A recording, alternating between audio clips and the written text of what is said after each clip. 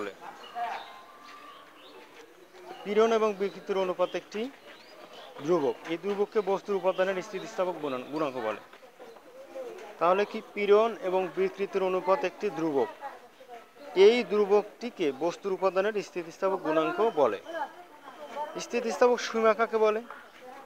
বলের সর্বোচ্চ যে সীমার চেয়ে বেশি বল প্রয়োগ করলে বস্তু তার পূর্বের আকার ফিরে পায় না, সেই সীমাকে স্থিতিস্থাপক সীমা বলে। আচ্ছা, স্থিতিস্থাপক সীমা আমি একটু বলবো। সেটা হলো যে আমরা যদি একটা ইলাস্টিককে টান দেই, তাহলে টান দেওয়ার পরে আবার যদি ছেড়ে দেই, এটা কিন্তু যতটুকু বেড়ে যাবে ঠিক ততটুকু আবার কমে যায়, মানে এটার আগের অবস্থানে চলে যাবে।